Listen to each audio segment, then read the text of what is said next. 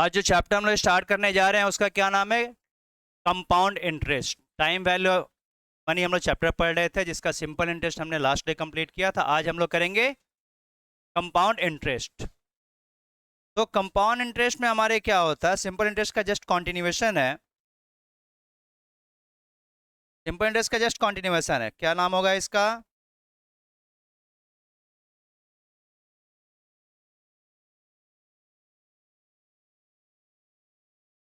Compound interest. Simple interest हमने पढ़ा था, अब पढ़ रहे हैं हम लोग कंपाउंड इंटरेस्ट। कंपाउंड इंटरेस्ट में क्या होता है? इंटरेस्ट के ऊपर भी इंटरेस्ट लगना चालू हो जाता है। जैसे सिंपल इंटरेस्ट में क्या होता है, हमारा इंटरेस्ट जो पार्ट आ रहा है एवरी ईयर का सेम होता है, बट कंपाउंड इंटरेस्ट में एवरी ईयर का इंटरेस्ट सेम नहीं होता। जो इस साल का फर्स्ट ईयर का इंटरेस्ट है वो नेक्स्ट ईयर के लिए प्रिंसिपल में ऐड ऑन हो जाता है। एग्जाम्पल के लिए यदि मैं बताऊं कि किसी ने किसी से रुपए उधार ले रखे हैं। क्या नाम है तुम्हारा? गर्व। सपोज करो गर्व और विवेक बाबू दोनों बगल बगल में बैठे हुए हैं। तो गर्व 1000 रुपया उधार ले रखा, 1000 रुपया उधारी पे ले रखा। किससे? विवेक से। विवेक से 1000 रुपया उधार लेके एकदम साइड हो गया है। उधार लेने के बाद आदमी क्या करता है? साइड ही हो जाता है ना। तो लंबा एकदम साइड हो गया है। फिर विवेक उसको पकड़ लिया है 3 साल बाद। 3 साल बाद बोल रहा दे पैसा दे मेरा। तो पकड़ा गया तो पैसा तो देगा ही, जाएगा कहाँ? लेके तो गया ही है। तो ये क्या हिसाब किया गया देखो इन लोगों के बीच में। कितना रुपया उधार लेके गया था? 1000 रुपया। कितने दिनों बाद दे रहा है पैसा? और रेट ऑफ इंटरेस्ट का फाइनलाइज किया गया कि रेट भी लिया जाएगा। कितने का? 10% का। तो इंटरेस्ट हम नॉर्मली देखें तो क्या आएगा हमारा? सिंपल इंटरेस्ट में जो हमने पढ़ा था P into T into R by 100। कितना रुपया इंटरेस्ट देने वाला है वो? तो टोटल अमाउंट कितना पे करेगा वो? 1300 रुपये पे करने होंगे उसे। 1000 रुपया तो उसका प्रिंसिपल था और 300 रुपये इंटरेस्ट का हो गया। तो ये तो स्टाइल हो गया। कौन जोड़ा? गर्व अपने हिसाब से जोड़ कर रखा है कि 1300 रुपया पकड़ जा ऐस कर। लेकिन विवेक थोड़ा अलग स्टाइल में हिसाब जोड़ना चालू किया है। उसने क्या किया? देख भाई, तुम मेरे से कितना रुपया उधारी लेके गया था? 1000 रुपया। टाइम कितने दिनों का था? 3 इयर्स का। और रेट ऑफ इंटरेस्ट तेरा वाला ही पकड़ते चल। 10% का तुम बोला है ना, 10% का रेट ऑफ इंटरेस्ट लिख, ऐसा बोला है। अब ये हिसाब जब जोड़ना चालू किया तो सबसे पहले उसने क्या किया कि 1 साल का इंटरेस्ट निकाला, 1 ईयर का इंटरेस्ट ऑफ 1 ईयर। तो क्या हो जाएगा? P into T into R by 100। 0 0 0 0। कितना रुपए इंटरेस्ट के आ गए? 100 रुपए। तो अमाउंट 1 साल बाद कितना हो जाएगा? ये क्या 100 रुपया लौटा दिया था 1 साल बाद? दिया तो नहीं था। 100 रुपया दे दिया होता तो 100 रुपया उसके एड ऑन नहीं होता। लेकिन यहाँ पे क्या हो रहा है? इंटरेस्ट को हमें कंपाउंड करना पड़ेगा, इंटरेस्ट को ऐड करना पड़ेगा, क्योंकि 100 रुपया मुझे उस साल में मिले नहीं थे। यही तो बोलना चाह रहा है। तो 1100 रुपया वो बोलेगा कि तेरे ऊपर तो मेरा 1100 रुपया हो गया 1 साल बाद, तुम तो दिया नहीं था 100 रुपया मेरे को। अब नेक्स्ट ईयर का इंटरेस्ट निकालेगा, सेकेंड ईयर का इंटरेस्ट ऑफ सेकेंड ईयर। तो अब प्रिंसिपल वो 1100 रुपया लेके चलेगा। रेट हमारा 10% ही है। टाइम फिर 1 साल ही लेगा, 1 साल का हिसाब जोड़ेगा। फिर कितना रुपया आ गया? 110 रुपया आ गया। तो अब बोलेगा कि अमाउंट कितना हो गया 2 साल के बाद? 1100 रुपया तो पहले से ही उसका था और 110 रुपया अभी नए वाले इंटरेस्ट आ गए। सेकेंड ईयर का भी तो नहीं दिया था, 110 रुपया के अलग के दिया था। तो अब कितने रुपए हो गए? 1210। अब बोलेगा 2 साल बाद तेरे ऊपर मेरा कितना हो गया था? 1210 रुपया। अब थर्ड ईयर का भी इंटरेस्ट निकालेगा। कितना रुपया आ जा रहा है? 121। अब अमाउंट 3 साल बाद का कितना आ गया? 1210 रुपये पहले से थे और 121 अभी और आ गया। तो दोनों में अंतर आ गया ना, दोनों में डिफरेंस आ गया। तो प्रिंसिपल हमारा वही है, टाइम वही है, रेट ऑफ इंटरेस्ट भी वही है, बट इंटरेस्ट पार्ट में कैलकुलेशन में डिफरेंस आ गया। सिंपल इंटरेस्ट के हिसाब से पे करने थे 300 रुपये एक्स्ट्रा इंटरेस्ट वाला, लेकिन कंपाउंड इंटरेस्ट में पे करना पड़ा 331 रुपया। तो इसमें एक्स्ट्रा पे करना पड़ गया। तो जो एक्स्ट्रा पेमेंट किए हैं वो क्या चीज़ है? जो इंटरेस्ट को हमने कंपाउंड कर दिया था, इंटरेस्ट को हमने ऐड कर दिया था, जो प्रिंसिपल 1000 रुपया था तो 100 रुपया इंटरेस्ट उसने नहीं दिया तो उसमें ऐड कर दिया, तो 1100 रुपया प्रिंसिपल बना दिए, तो 100 रुपया का भी ब्याज लगने लगा हमारा, उसका भी इंटरेस्ट लगा। तो हम लोग यहाँ क्या देख पा रहे हैं कि इंटरेस्ट के ऊपर भी इंटरेस्ट कैलकुलेशन होने लगता है, तो उसी को बोलते हैं कंपाउंड इंटरेस्ट। इंटरेस्ट के ऊपर भी इंटरेस्ट हमारा आने लगे तो उसको बोलते हैं कंपाउंड इंटरेस्ट। इंटरेस्ट यहाँ पे हमारा कंपाउंड हो गया था, ऐड हो गया था। तो इसके हिसाब से जो 1300 रुपये देने थे, ये बोलता 1331 दे, दोनों में लड़ाई झगड़ा फिर होगा। 31 रुपया तो ज्यादा ले रहा है, तो दे दिया। गर्व उसको 1331 रुपया दे के निकल गया कि चल तुम ही खुश रह, 31 रुपया लेकिन तुम हिसाब से मेरा बेसी ले रहा है। हिसाब से तुम कितना बेसी ले रहा है? 31 रुपया। फिर घर में अपना आगे हिसाब जोड़ना चालू किया कि तो झूठ मूठ का बोल रहा है कि 10% का रेट ऑफ इंटरेस्ट लिए हैं, रियल में 10% रेट ऑफ इंटरेस्ट नहीं लिया, बेसी लिया है। एक बार अपने घर में बैठ के फिर रेट ऑफ इंटरेस्ट निकालना चालू कर दिया। रेट के लिए फॉर्मूला क्या होता है? Interest into 100 by principal into time. ये आ गया 11.03%। मैंने अल्टीमेटली 11% का रेट ऑफ इंटरेस्ट पड़ गया। 10% बोला है लेकिन अल्टीमेटली कितने का पड़ गया? 11%। तो घर में उसने ये देखा है कि इफेक्टिवली मेरा कितना रेट ऑफ इंटरेस्ट पड़ गया। इस रेट को बोलते हैं हम लोग इफेक्टिव रेट ऑफ इंटरेस्ट। इसको हम लोग बोलते हैं effective rate of interest. Effectively कितना पड़ गया, तो ये इफेक्टिव रेट ऑफ इंटरेस्ट का सम्स भी हमारे बुक में है, आएगा। तो effective rate of interest ultimately हम लोग देखें, अपने कॉन्सेप्ट से सोचें तो ये क्या चीज है। यदि हमसे बोला जाए कि 10% कंपाउंड इंटरेस्ट है, that's equivalent to 11% of the simple interest. 10% का कंपाउंड इंटरेस्ट का रेट था इसमें जो हमने कैलकुलेट किया था, और जब उसको सिंपल इंटरेस्ट वाले फॉर्मूले से रेट निकाले तो 11% पहुंच गया। तो हम लोग बोल सकते हैं ना कि कंपाउंड इंटरेस्ट के रेट को सिंपल इंटरेस्ट के रेट में कन्वर्ट कर देने को ही बोलते हैं इफेक्टिव रेट ऑफ इंटरेस्ट। बोल सकते हैं ऐसा, कंपाउंड इंटरेस्ट वाला रेट 10% का था and that's equivalent to 11% of simple interest. Compound interest 10% का बोले या 11% सिंपल इंटरेस्ट बोले, बात एक ही है। और इस चीज को हम लोग बोलते हैं क्या है? Effective rate of interest. Normal हमारा इफेक्टिव रेट ऑफ इंटरेस्ट क्या चीज है? कंपाउंड इंटरेस्ट के रेट को सिंपल इंटरेस्ट में कन्वर्ट कर देने को ही बोलते हैं इफेक्टिव रेट ऑफ इंटरेस्ट। अब विवेक तो शुरू में तो बहुत गाली दिया है बच्चा कि मेरे से ज्यादा पैसा ले लिया, मेरे हिसाब से तो होना चाहिए 1300 रुपया, तुम ले लिया मेरे से 1331 रुपये। 31 रुपये क्या चीज के चलते ज्यादा हो गया था? कंपाउंड इंटरेस्ट के चलते। इंटरेस्ट को जो कंपाउंड कर दिया गया था, ऐड कर दिया गया था, इसलिए हम लोग का वो ज्यादा लग गया था। तो इस चीज को हम लोग बोलते हैं कंपाउंड इंटरेस्ट। इंटरेस्ट को ऐड कर देने को बोलते हैं हम लोग कंपाउंड इंटरेस्ट। अब हमारा यहाँ पे कंपाउंड इंटरेस्ट निकालने के लिए हम लोग एक एक साल का इंटरेस्ट निकाल के ऐड करते जा रहे हैं ना, लेकिन जब बड़े बड़े सम्स होंगे तो क्या एक एक साल का इंटरेस्ट निकाल के ऐड करते रहेंगे क्या? उसके लिए कुछ मेथड होना चाहिए, कुछ फॉर्मूला होना चाहिए। तो इसके लिए एक फॉर्मूला बनाया गया है कंपाउंड इंटरेस्ट निकालने का। डायरेक्टली अमाउंट जैसे 1331 रुपये आया है ना, वो डायरेक्टली निकालने का हमारे पास एक फॉर्मूला है। क्या फॉर्मूला है? अमाउंट के लिए डायरेक्टली फॉर्मूला है P into 1 plus R by 100 power n। यहाँ A का मतलब होता है अमाउंट, जो 1331 रुपये आया था ना वो चीज। A का मतलब क्या है? अमाउंट। R का मतलब क्या है? Rate of interest. और n का मतलब टाइम। जैसे इसी सम को जो अभी हमने किया, इसको इस फॉर्मूले से करके देखा जाए। प्रिंसिपल कितना था, रेट कितने का था, और टाइम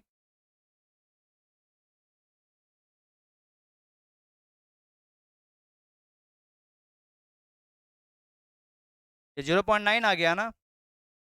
अब ये 0.9 पावर 3 कैसे निकालते हैं मालूम है तुम लोग को? नॉर्मल कैलकुलेटर लेंगे, साइंटिफिक कैलसी तो हमारे अलाउड नहीं है। नॉर्मल कैलसी लेंगे, 0.9 लिखेंगे। 0.9 आया था तो हम लोग नॉर्मल कैलसी में क्या लिखेंगे? पहले 0.9 फिर मल्टीप्लाई का साइन देंगे। 0.9 फिर क्या करेंगे? ओ ये तो 1.1 हो गया ना, तो बोलना चाहिए ना।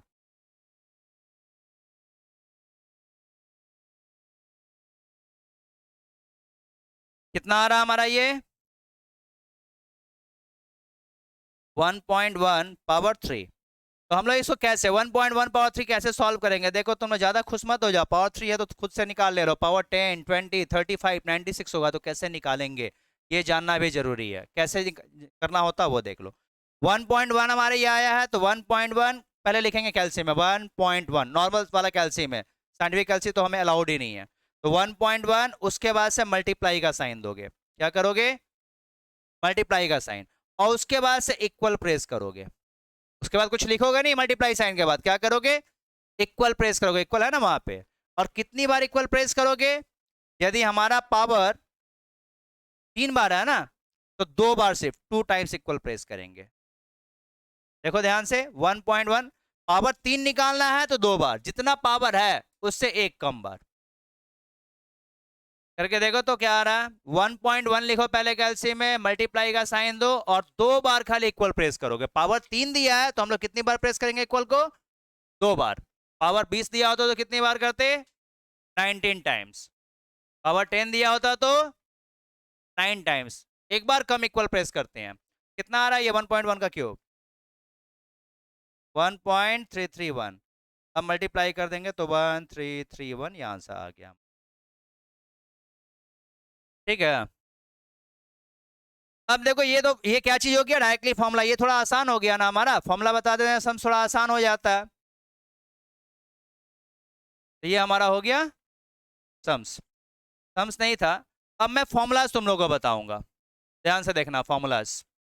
अमाउंट के लिए एक फॉर्मूला तुम लोगों को लिखवाया ना अभी मैं, क्या लिखवाया था? Amount equal to P into 1 plus R by 100 power n। ये फॉर्मूला कब यूज करते हैं मालूम है? जब विवेक जैसा बच्चा, शरीफ बच्चा हो तब। इसने क्या किया था? 1 साल पे इंटरेस्ट निकाल के ऐड किया था ना। 1 साल पे इंटरेस्ट निकाला, फिर ऐड किया, फिर दूसरे साल का इंटरेस्ट निकाला, ऐड किया। तो इस तरह के एडिशन को, इस तरह के कंपाउंड करने के इंटरेस्ट को कंपाउंड करने को बोलते हैं कंपाउंडेड ईयरली। कंपाउंडेड ईयरली, 1 साल पे इंटरेस्ट निकाल के इसने ऐड ऑन किया, इसको बोलते हैं कंपाउंडेड ईयरली। ये फॉर्मूला कब यूज करोगे? If compounded yearly, if compounded yearly. ये तो विवेक जैसे बच्चों की बात हो गई, शरीफ बच्चा था, घर से ज्यादा पैसा लेना नहीं था, बंधु बांधव था अपना, इसलिए 1 साल पे इंटरेस्ट निकाल के जोड़ा। पुराने जमाने में मूवीज देखते थे, उसमें एक लाला जी हुआ करते थे, मुंशी जी, लाला जी, मुंशी लाला होते थे ना, धोती कुर्ता पहनते थे, पान चबाते रहते थे, हिसाब किताब का काम करते थे, बैग बैग लेके घूमते थे, होते थे ना ऐसे। तो ये जो मुंशी जी लोग हुए थे, होते थे, वो क्या करते थे? किसान को एक बार यदि लोन दे, मूवीज में हमने देखा है कि किसान को एक बार लोन दे दिया, वो बेचारा जीवन भर देते जा रहा, लोन उसका खत्म ही नहीं होता था ना। तो उनके हिसाब करने का तरीका थोड़ा अलग था। वो 1 साल पे इंटरेस्ट निकाल के नहीं जोड़ते थे। जनरली हमारा क्या होता है, किसानों का फसल साल में 2 बार होता है ना, रबी क्रॉप एंड खरीफ क्रॉप, पढ़े होगे तुम लोग। हर 6-6 महीना पर उनका आता है। तो जब वो जाते होंगे ब्याज मांगने के लिए मुंशी जी किसान के पास, तो बोलता होगा ठीक है इस सीजन में दे देंगे। वो तो नहीं बोलता होगा ना अगले साल दे देंगे, इस सीजन में दे देंगे। तो उसका सीजन 6-6 महीना पे आ रहा, तो 6 महीना फिर पहुंच जाते थे, लाला जी दे पैसा दे, नहीं दिया तो तेरा इंटरेस्ट निकालेंगे 6 महीना का, उसको कंपाउंड कर देंगे। मतलब हर 6-6 महीना पे इंटरेस्ट निकाल के ऐड कर दिया जाता था, तो उसको बोलते हैं कंपाउंडेड हाफ ईयरली। जैसे विवेक ही क्या होता है कि बड़ा शरीफ बच्चा की 1 साल पे इंटरेस्ट निकाल के जोड़ा है, 6 महीना पे इंटरेस्ट निकाल के जोड़ता तो और अमाउंट बढ़ जाता, 6-6 महीना पे इंटरेस्ट निकाल के जोड़ दिया जाता था। तो उस तरह का 6 महीने पे सेमी एनुअली, सेमी एनुअली या हाफ ईयरली बोलते हैं। यदि 6 महीना पे इंटरेस्ट निकाल के ऐड ऑन कर देते तो उसको बोलते हैं हाफ ईयरली कंपाउंडिंग। तो उसका फॉर्मूला अलग होता है, amount equal to P into, अब यहाँ पे क्या होता है, रेट डिवाइड बाई 2 हो जाता है और टाइम मल्टीप्लाई बाई 2 हो जाता है। कंपाउंडेड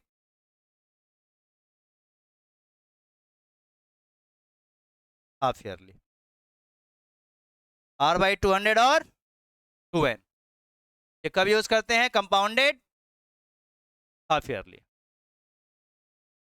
क्या किया मैंने, दिख रहा? R को 2 से डिवाइड कर दिया और टाइम को 2 से मल्टीप्लाई कर दिया, रेट आधा हो जाता है, टाइम डबल हो जाता है, यदि कंपाउंडेड हाफ ईयरली है। ऐसे ही करके कुछ हम लोग टर्नओवर ऐसे देखे हैं कि क्वार्टरली भी होता है ना, LIC का प्रीमियम वगैरह क्वार्टरली जमा होता है, पता है? तो वो सबका हिसाब कंपाउंडेड ही क्वार्टरली हो, हर 3-3 महीने पे ऐड करके इंटरेस्ट निकाल के ऐड कर दिया गया, तो उसका फॉर्मूला क्या होना चाहिए?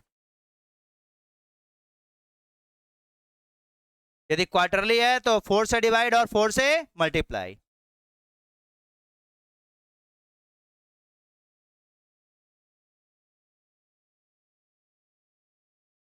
Compounded quarterly. ऐसे ही करके आजकल देखोगे चक्कर चलता मंथली वाला ना, ईएमआई वाला जिसको बोलते हैं ना, इक्वेटेड मंथली इंस्टॉलमेंट, ईएमआई वाला कहलाता है। तो यदि कंपाउंडेड मंथली होगा, एक एक महीना पे इंटरेस्ट निकाल के जोड़ेंगे, तो क्या करना होगा? 1200 और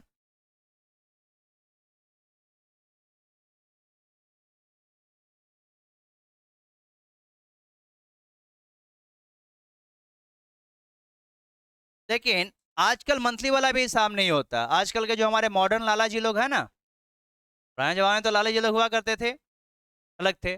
आज के जो मॉडर्न लाला जी हैं, HDFC, SBI, ICICI, वो पर डे इंटरेस्ट निकाल के जोड़ते हैं। बिल्कुल पर डे इंटरेस्ट निकाल के अब जोड़ा जाता है, जो मॉडर्न लाला जी हमारे हैं।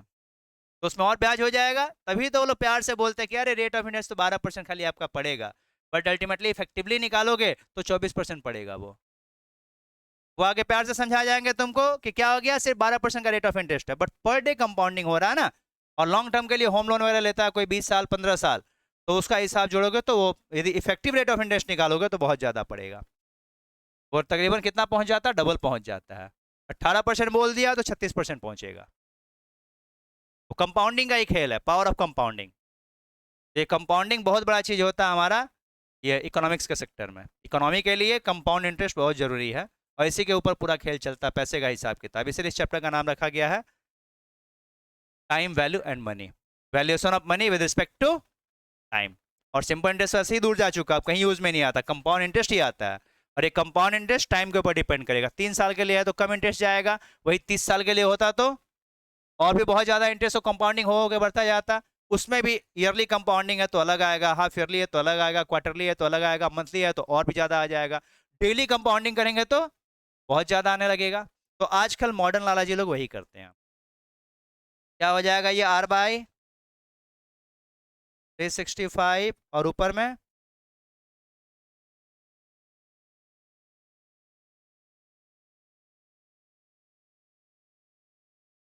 एक दिन का ज्यादा लग जाएगा। एक्चुअली कंपाउंडेड डेली और कंपाउंडेड मंथली वाला यूज हमारे नहीं आएगा, क्योंकि इसके लिए अब हम लोग के पास और एक नया चैप्टर आ गया है जिसको बोलते हैं एन्युटी। सिंपल इंटरेस्ट हम लोग पढ़े हुए थे, कंपाउंड इंटरेस्ट भी जानते थे हम लोग। अब उसके बाद एक नया और चैप्टर आ जाएगा एन्युटी। उसमें क्या होता है कि आजकल जो सब लोन का चक्कर चलता है ना, म्यूचुअल फंड लोन, ये सब कैसे कैलकुलेट होता है? वो तो डेली पे चलता है ना, या मंथली पे चलता है। तो उसका कैलकुलेशन के लिए अलग ही फॉर्मूलाज, अलग ही चैप्टर दिया गया है। तो इसलिए इसका यूज हम लोग के यहाँ पे ये दो फॉर्मूलाज का जनरली इस चैप्टर में हम लोग नहीं करेंगे, क्योंकि ये कैलकुलेशंस का और भी सिंप्लीफाइड करके हम लोग को अलग फॉर्मूला बना के दे दिया गया, क्योंकि इसका कैलकुलेशन तो बड़ा टिपिकल हो जाता है ना, कंपाउंड इंटरेस्ट के मेथड से सॉल्व करते तो इसके फॉर्मूलाज को और भी अलग ढंग से बना के दे दिया गया। उसका नाम, चैप्टर का नाम भी अलग कर दिया गया। उस चैप्टर का नाम रखा गया है एन्युटी, जो इस चैप्टर के तुरंत बाद ही हम लोग पढ़ेंगे, जो कि प्रैक्टिकल लाइफ में हमारे बहुत काम का चैप्टर होता है। तो अभी बाद में पढ़ेंगे। फिलहाल ये मैंने क्या बताया तुम लोगों को, क्या निकालने का फॉर्मूला चाहिए सब? अमाउंट निकलेगा। ये जो फॉर्मूलाज मैंने बताया इससे क्या निकलेगा? अमाउंट। मतलब डायरेक्टली जो 1331 रुपया आया था ना, आया था तो 1331। इंटरेस्ट नहीं, इंटरेस्ट कितना आया था हमारा? कंपाउंड इंटरेस्ट 331 रुपया आया था। कंपाउंड इंटरेस्ट कितना आया था? 331 रुपीज, यही आया था ना। तो 331 रुपीज निकालना हो तो कंपाउंड इंटरेस्ट है। लेकिन मैंने जो फॉर्मूलाज बताया तुम लोगों को क्या चीज का बताया है? डायरेक्टली अमाउंट निकालने का, 1331 रुपया जो आएगा वो निकालने बताया है। तो सिर्फ यदि हमें निकालना होता वो क्या बोलते हैं? इंटरेस्ट। तो उसके लिए फॉर्मूला अलग है। क्या फॉर्मूला है वो देख लिया जाए।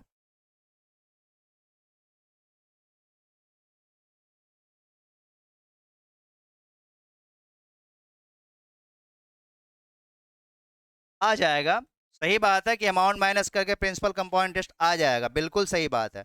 But most of the sums हमारे ऐसे आएंगे जिसमें कि कंपाउंड इंटरेस्ट डायरेक्टली निकालना रहेगा। उसका फॉर्मूला यदि हमारे पास रहे तो ज़्यादा बेटर है ना। सिर्फ इंटरेस्ट यदि मुझे चाहिए होगा, सिर्फ कंपाउंड इंटरेस्ट, तब फॉर्मूला चेंज हो जाएगा। तुम लोग ऐसे मिटा नहीं सकते हो, ऐसे कर नहीं सकते हो, तो इसको छापो, छापने का पूरा भरपूर मौका देंगे। मेरे साथ शॉर्टकट तुम लोग नहीं अपना लेना। ये नया फॉर्मूला आ गया। ये किसके लिए है? कंपाउंड इंटरेस्ट निकालना हो तो, सिर्फ इंटरेस्ट पार्ट निकालना हो तो ये फॉर्मूले को यूज करोगे।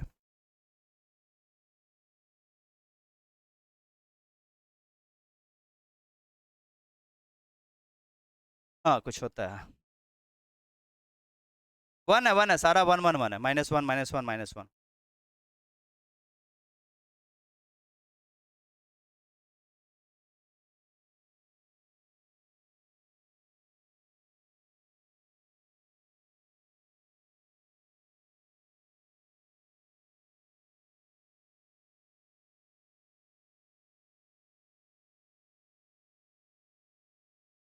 फाइव स्टूडेंट्स लाइव कर रहे हैं आज भी?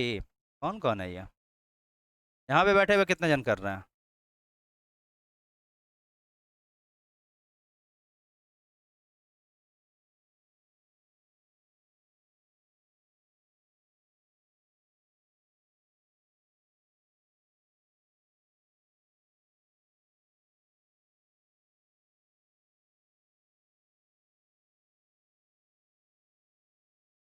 ऑनलाइन वाले बच्चों का भी हाल चाल देख लो ना, कोई कुछ पूछ रहा है क्या? कुमकुम हिरावत, ऋषिका अग्रवाल। आवाज़ तो तुम लोगों को थोड़ा अच्छा नहीं आ रहा होगा, अब आवाज़ अभी अच्छा आएगा।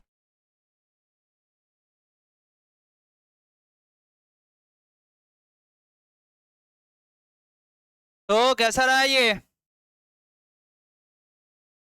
फॉर्मूलाज कॉपी किए? तो ये हम लोग पढ़ लिए थ्योरीज, किसका? कंपाउंड इंटरेस्ट का कॉन्सेप्ट। किसी को कंफ्यूजन है क्या इसके कॉन्सेप्ट में, कंपाउंड इंटरेस्ट का? बोलो बचपन से पढ़ना, इसमें क्या दिक्कत आएगा? बेकार का इतना लंबा टान के बताया, फटाफट फॉर्मूला बताते सम्स करते हो जाता, लेकिन वो तरीका नहीं होता पढ़ने का। वो 9-10 में ठीक था, फॉर्मूला बताओ और सम्स दो फटाफट क्या करना है। हर क्लास में जाके कॉन्सेप्ट चाहिए होता है क्लियरली। तो अब सम्स करना चालू करें। सम्स तो तुम लोग जानते ही हो, बचपन से ही करते आ रहे हो कंपाउंड इंटरेस्ट के सम्स को, तो उसमें मुझे ज़्यादा कुछ नहीं बताना है तुम लोगों को, डायरेक्टली सम्स बोलते जाऊंगा, तुम लोग फटाफट आंसर्स बोलते जाओगे। फॉर्मूलाज कॉपी हो गया क्या?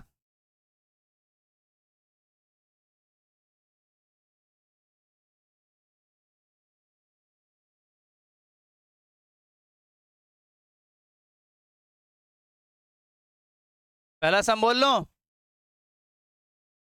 फॉर्मूलाज कॉपी हो गए सबके?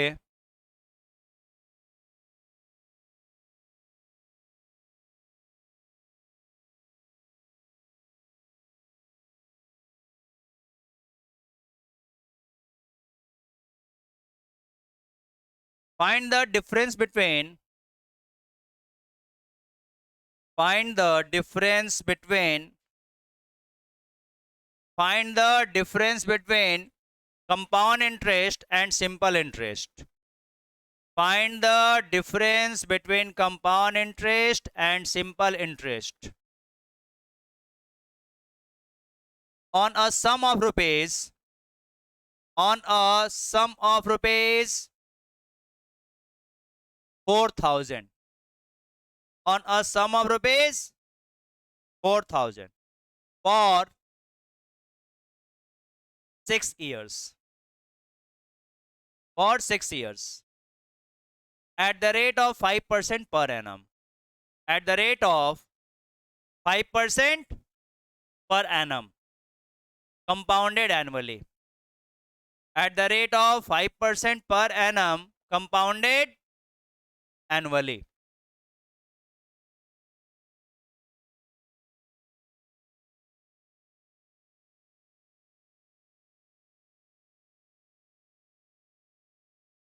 तो क्या करना चाहिए इस समय? दिमाग में कुछ आ रहा है क्या आइडिया? पहले इसका कंपाउंड इंटरेस्ट निकालोगे, फिर सिंपल इंटरेस्ट निकालोगे और दोनों को माइनस कर देना है, यही तो बोला है। तो कंपाउंड इंटरेस्ट कौन सा निकालना है? ईयरली वाला। तो कंपाउंड इंटरेस्ट का फॉर्मूला यूज करो।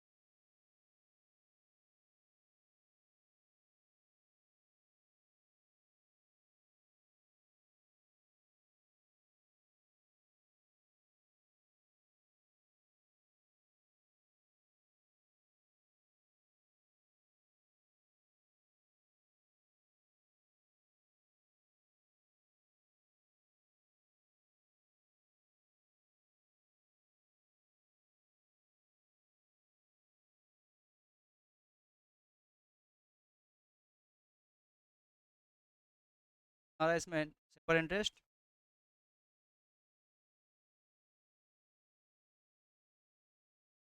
ये वाला कॉन्सेप्ट क्लियर हुआ सबका? 1.05 पावर 6 कितना आएगा? सबका राइट आया है क्या?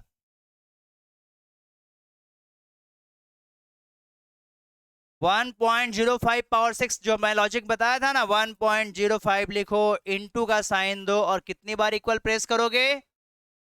5 बार, क्योंकि पावर 6 दिया है तो 5 बार इक्वल प्रेस करो। तो देखो तो क्या आया है, 1.340। आगे भी बोलो, इसमें सारे डिजिट्स डिजिट्स लेने होंगे, नहीं तो उससे भी डिफरेंस आ जाएगा सम्स का आंसर में। जीरो के बाद से एक और जीरो, 9564062। जब कैल्सी में ही करना है अपने को, लिखना तो है नहीं, मैं तो लिख रहा हूं तुम लोगों को दिखाने के लिए। कैल्सी में तो ये काम करोगे तुम लोग। क्या करोगे, 1.05 होल पावर 6 कैल्सी में निकला हुआ है, उसमें से डायरेक्टली क्या माइनस कर दोगे, 1 को। जो आंसर आएगा उसको किससे मल्टीप्लाई कर दोगे, 4000 से। तो कैल्सी में ही सारा का सारा हो जाना है।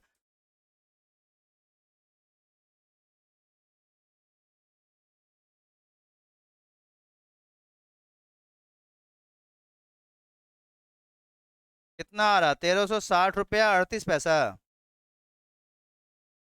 ऐसा कुछ आ रहा है क्या, देखो तो।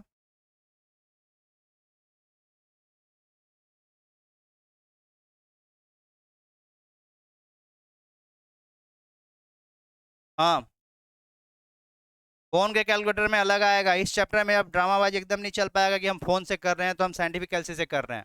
इसमें 1-2 रुपए का अंतर आएगा, वहां फंस जाओगे। और यहाँ हिसाब किताब करने ही तो बैठे हो मेनली, तो परफेक्ट आंसर आना चाहिए। इसलिए पहले सबसे पहला बात, साइंटिफिक कैलकुलेटर को साइड कर दोगे, उससे कुछ अलग आंसर आएगा, नॉर्मल कैलसी से अलग आंसर आएगा। तो नॉर्मल कैलसी ले लेना होगा सबको, 80 रुपया वाला, सिटीजन वाला या कैडियो वाला। हाँ, मिलता है मिलता है। सिटीजन का महंगा मिलता है, सिटीजन का में मिलता है। कैसियो का महंगा मिलता है, कैडियो का सस्ता मिलता है। मैंने वो बताया। हाँ, एडिडास एविवास के जैसा ही कुछ है। तो उसमें एकदम अच्छा से इंटू वाला लॉजिक आ जाता है। और कैल्सी पे हाथ तुम लोगों को सेट इसलिए करना पड़ेगा क्योंकि अकाउंट्स में भी तुम्हारे करने होंगे। तो उस कैल्सी पे, नॉर्मल कैल्सी पे हाथ सेट करने का एकदम वो प्रैक्टिस हो जाना चाहिए। किसी का भी मंगाओ।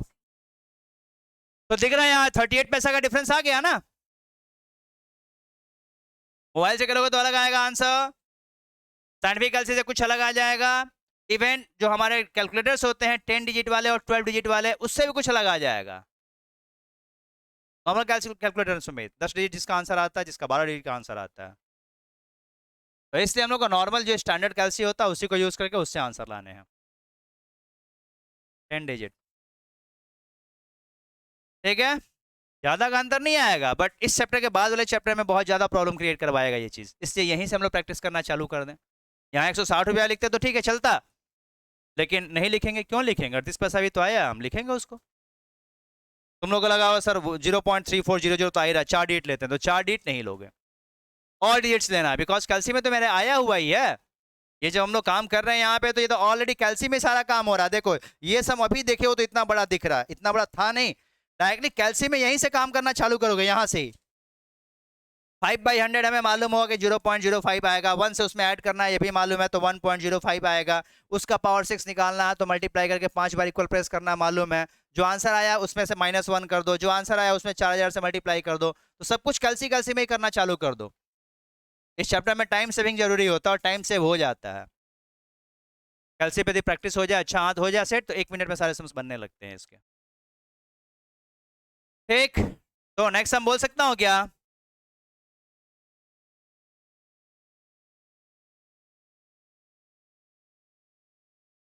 What sum of money?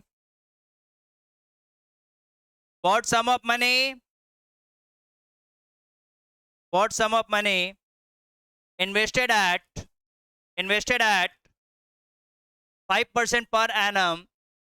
Invested at 5% per annum, payable half yearly. 5% per annum, payable half yearly for 2 years. For 2 years will amount to rupees. Will amount to rupees 1000. Will amount to rupees 1000 will amount to rupees 1000.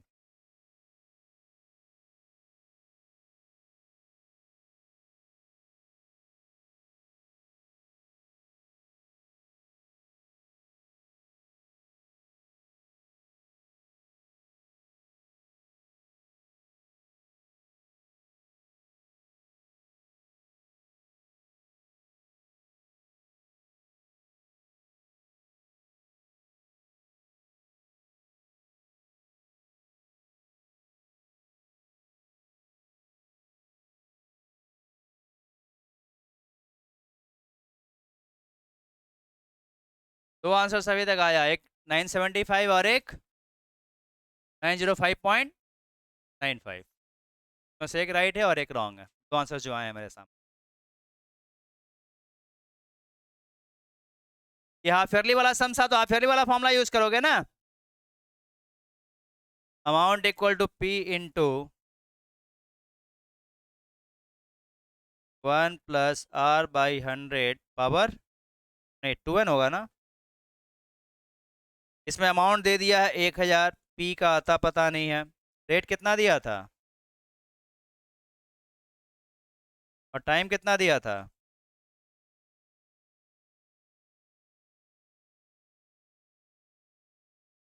Five by 200 कितना आ रहा है, 0 point,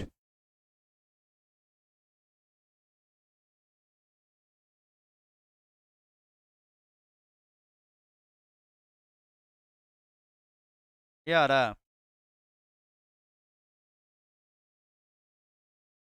1.025 power 4, power 4 निकालने तो जानते हो ना तुम लोग, 1.025 पावर 4 कितना आ रहा है, 1.10381289, ठीक है, 1.10381289 डिवाइड करके कितना आ रहा, 906 अप्रोक्स, तो अप्रोक्स 906 रुपये 6 रुपये आ रहे हैं क्या, उतना अप्रोक्स कर सकते हैं, लास्ट में आंसर में जाके कुछ कर सकते हैं, ऊपर में तुम लोग अप्रोक्सीमेट मत ले लोगे, बस जाओगे।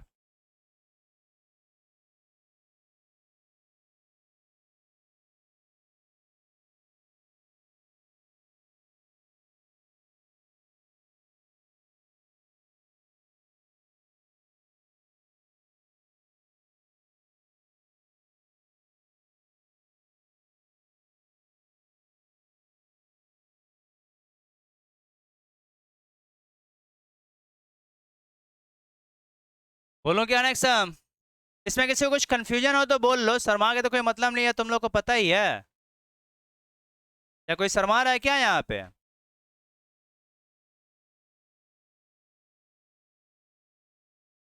अरे दोस्त से कोई कल से तो बोला ना कि अलग अलग आएगा आंसर। हाँ 975 रुपीज वाली बच्ची क्या गलती की थी, आप फिर लिखिए ही नहीं थे, क्यों, उस पर तो ध्यान देना है कि क्या बोला है। कोई दिक्कत है किसी को इस सब में तो बोल लो,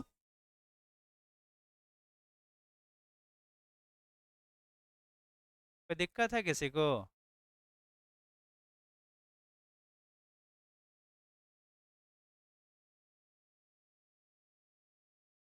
नेक्स्ट हम बोल रहा हूं, द डिफरेंस बिटवीन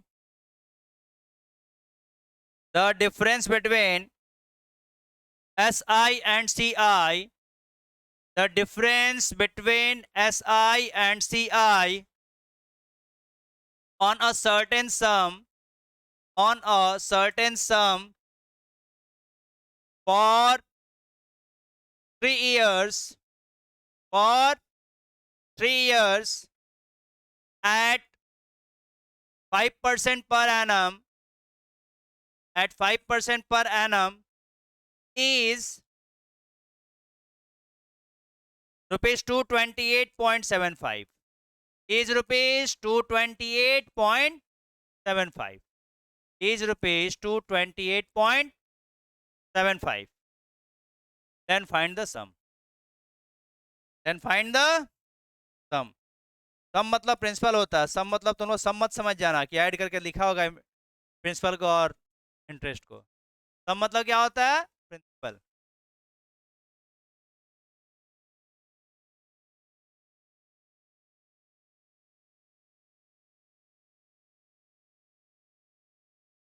और तुम लोग करके दोगे क्या?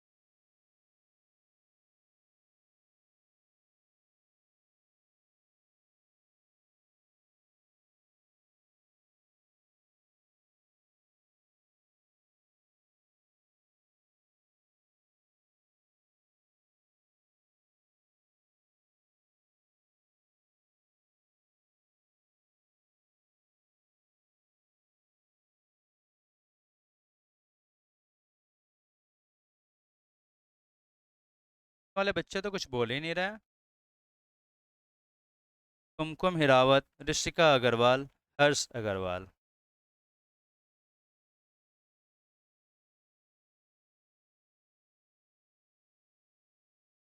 आंसर बता रहा है कोई?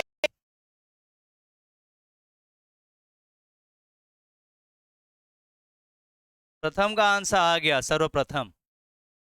सर्वप्रथम प्रथम ने आंसर बताया है 30,000 रुपये। ये राइट है या रॉन्ग है? किसी को और आया आंसर?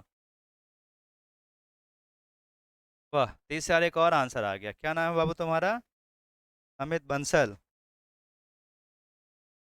तुम भी किसी किसी दिन एबसेंट हो जा रहा, सीयूटी के चक्कर में तुम भी है क्या? भाई सीयूटी वाले लोग एबसेंट चल रहे हैं अभी, मालूम है मेरे को।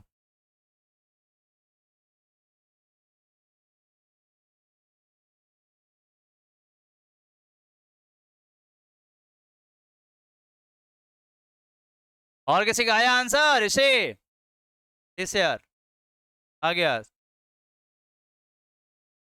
देवेश बाबू का भी आ गया आंसर। ये कुछ बोलो। नहीं बोलेगा।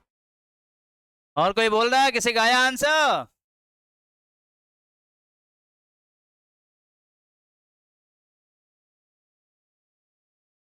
इस चैप्टर में थोड़ा कैल्सी का यूज है, अगले वाले चैप्टर में बहुत ज्यादा यूज है एनमिटी में, तो कैल्सी एकदम हाथ में होना चाहिए। एनमिटी चैप्टर तो पहले क्लास आईएससी के सिलेबस में हुआ भी करता था, हटा दिया 3-4 साल से। सीबीएसई बोर्ड में भी एनमिटी है, अप्लाइड मैथ्स वाले बच्चों के। इससे आ गया, खुश हो जाओ। इस कैलकुलेटर से मत करो, नॉर्मल कैलसी चाहिए ही चाहिए। मैं भी करना स्टार्ट करूं क्या? क्या बोल रखा था? कंपाउंड इंटरेस्ट और सिंपल इंटरेस्ट के बीच का डिफरेंस कितने का है? 228.75। कंपाउंड इंटरेस्ट का फॉर्मूला होता है P/1 + R/100 पावर n-1, और सिंपल इंटरेस्ट का P/T/R/100। 228.75। प्रिंसिपल कितना था? पता नहीं। रेट कितना था? टाइम 3 साल। प्रिंसिपल पता नहीं, टाइम 3 साल, रेट भी 5% का पता था। 228.75। यहाँ सॉल्व कर लिए तो क्या आ गया? 1.05 और 3 - 1, ये कितना आ गया? 15 P/100। 228.75। इससे हम लोग सॉल्व किया 1.05 का क्यूब तो कितना आया? 1.1.157625 -1, और इसको डिवाइड कर लिए तो 0.15 p। 228.75। ये यहाँ माइनस कर लिए तो क्या आ गया? 0.157625 p। 0.15 p equal to 228.75। इसमें से इसको माइनस कर दिया तो क्या आ गया? 0.007625 p इक्वल टू 228.75। सिर्फ पी चाहिए अपने को, तो 228.75 होल डिवाइड बाई 0.007625। तो यहाँ से कितना आ गया आंसर हमारा? 30,000।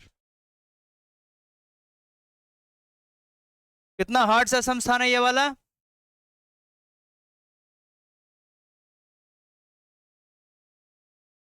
ऋषिका अग्रवाल भी 30,000 बता देती। हाँ बोलो बाबू।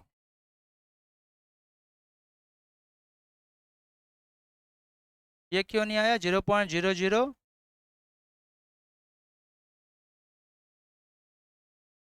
0.05 का होल क्यूब। तो ना वो क्यों आया था पहले मुझे बताना पड़ेगा ना, कहाँ पे किया था? तो इसको किया था तब आया था क्या?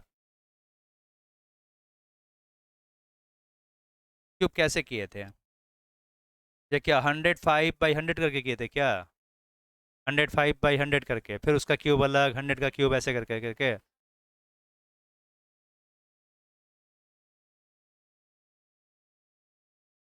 हाँ। ओ ठीक है, हाँ चलेगा। लेकिन वो उसको नहीं पकड़ना, अब हम लोग को हमेशा पॉइंट वाले चक्कर में चलना है शुरू से, क्योंकि कैलसी तो अलाउड है। तो स्टार्टिंग से ही पॉइंट वाले चक्कर में चलना है। ये 105 फिर डिवाइड वो सब नहीं करना उतना। ठीक है। हितेश कॉपी हो गया या खुद से किए थे? क्यों कॉपी किए थे बताओ थोड़ा। कैल्सी में रॉन्ग हो गया था ना, अगले दिन से मोबाइल लेके आओगे तब रॉन्ग नहीं होगा। मोबाइल को दूर छोड़ दो, कैल्सी ज़्यादा जरूरी है इस चैप्टर में। और कोई जिसको नहीं समझ में आया हो, ज़्यादा चालाक बनने का ज़रूरत नहीं है। तुम लोग ही थे जो पहुंचते थे मेरे पास, सब मेरा नॉन मैथ्स वाले हैं, हो जाएगा ना मेरे से। तो इसलिए पहले वो बच्चे मेरे से बात करें, समझ में आया कि नहीं, बेशक मेरे से बात करें। हाँ बोलो बाबू। नहीं समझ में आया? हाँ तो बिल्कुल बोलना ना, मेरे बोलने के बाद बोलोगे, पहले बोलना पड़ेगा। तो ध्यान से देखो, हमसे बोल रखा था ना कि कंपाउंड इंटरेस्ट और सिंपल इंटरेस्ट के बीच का डिफरेंस 228 रुपया है, ऐसा बोला है क्या? सम्स को पढ़ के देखो क्या बोला है। 228 रुपया, तो वही मैं लिख दिया। अब कंपाउंड इंटरेस्ट बड़ा होता है, सिंपल इंटरेस्ट छोटा, इसलिए पहले कंपाउंड इंटरेस्ट को लिखे बाद में सिंपल इंटरेस्ट, जबकि सब में उल्टा दिया था। सिंपल इंटरेस्ट और कंपाउंड इंटरेस्ट का डिफरेंस इतना रुपए का, लेकिन हम लोग को मालूम है कि कंपाउंड इंटरेस्ट बड़ा होता है और ज़्यादा होता है और सिंपल इंटरेस्ट में कम आएगा। तो compound interest minus simple interest equal to लिख दिया 228 रुपया 75 पैसा। कोई दिक्कत नहीं यहाँ तक?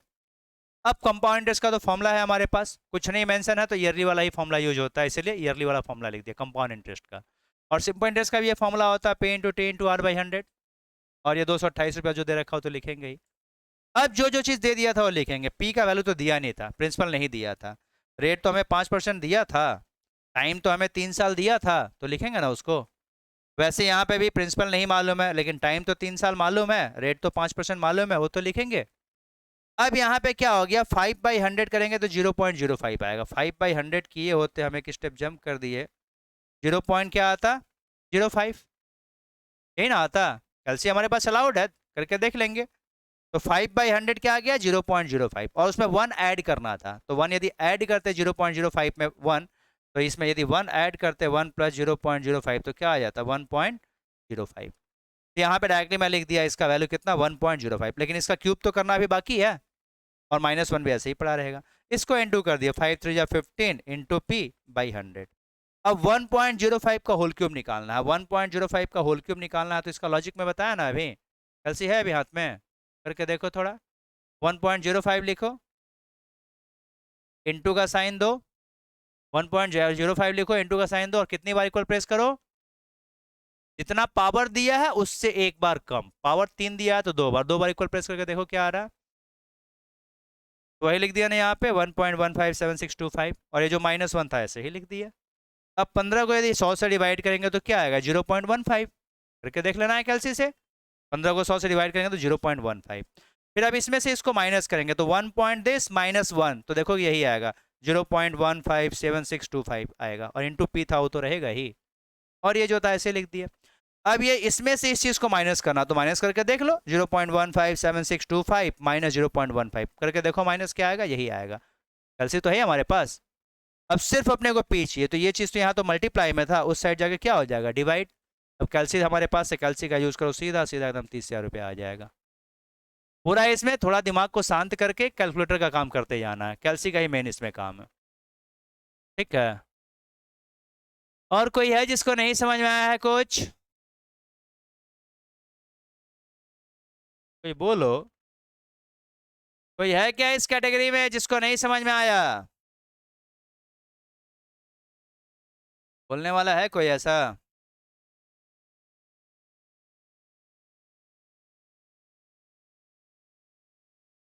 कोई नहीं बोलेगा? हम उसके पास जा सकते हैं डायरेक्टली फिर?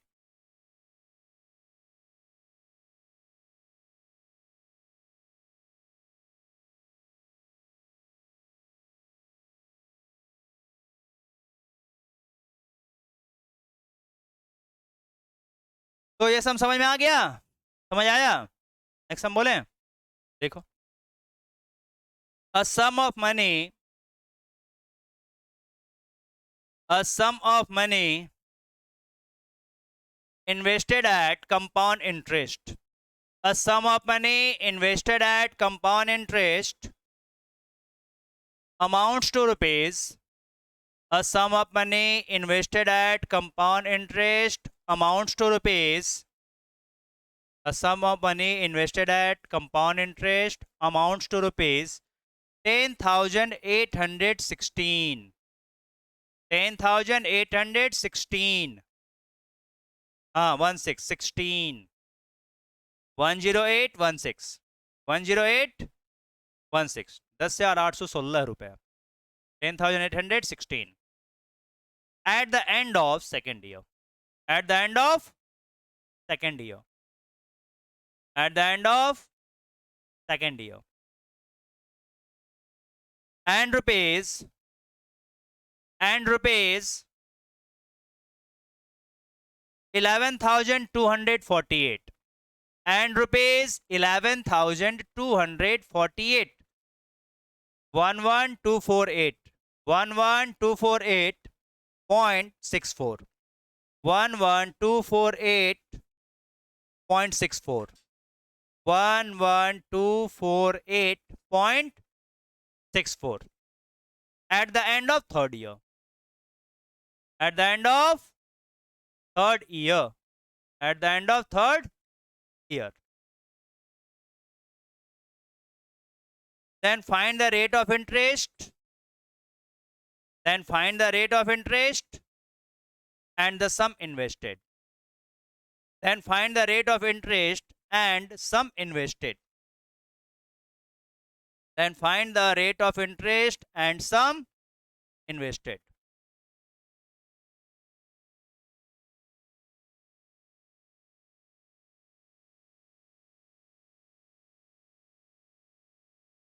ये तो बहुत बड़ा सम हो गया ना? क्या बात, कोई बच्चा आंसर भी दे रहा है?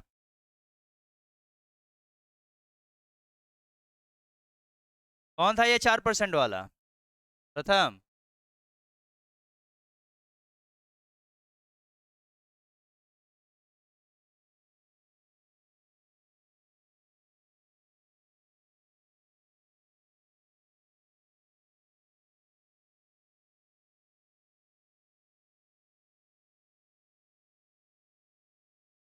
आ गया आंसर?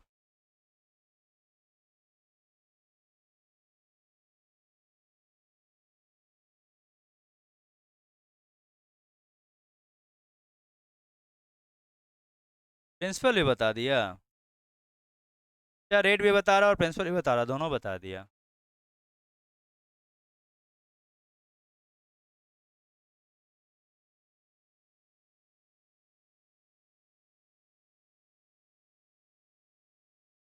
प्रथम का रेट और प्रिंसिपल दोनों आ गया।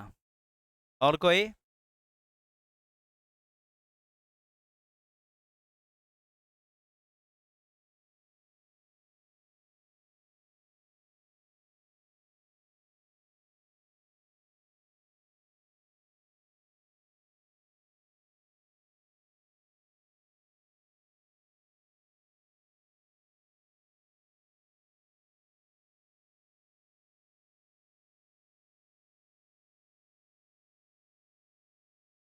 रेट 4%, सम 10 यार, और भी कुछ बच्चों का आंसर आया।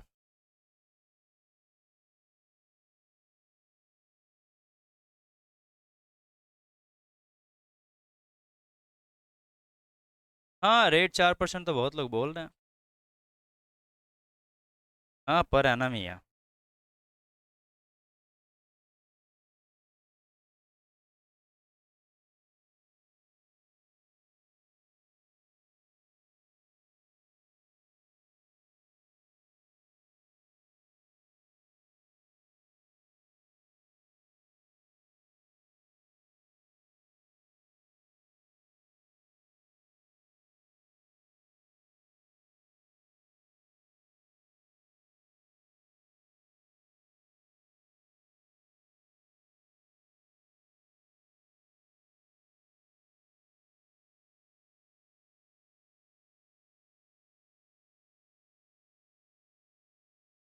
मैं भी करना स्टार्ट करूँ क्या? जिन बच्चों से नहीं हुआ वो बच्चे कम से कम ध्यान देना चालू करें मेरी बातों पे। क्या क्या दिया था? सम्स क्या था? A sum of money invested at compound interest amounts to rupees this. ये अमाउंट दे रखा है पहला वाला चीज ना। अमाउंट कितना दिया? 10,816 रुपए at the end of second year. ओ मतलब टाइम भी दे दिया, कितने दिनों बाद का बात है ये? टाइम है 2 इयर्स का। और फिर बता रहा है, अमाउंट ही बता रहा है कितना, 11,248.64। ये टाइम कितने दिनों का है? 3 इयर्स का है, यही तो। 2 साल बाद मेरा 10,816 रुपया है, और 3 साल बाद 11,248.64 है। और ये है सम्स किसका? कंपाउंड इंटरेस्ट का। तो हमें तो मालूम है ना कि 2 साल बाद का जो अमाउंट होगा वो नेक्स्ट ईयर के लिए मेरा क्या हो जाएगा?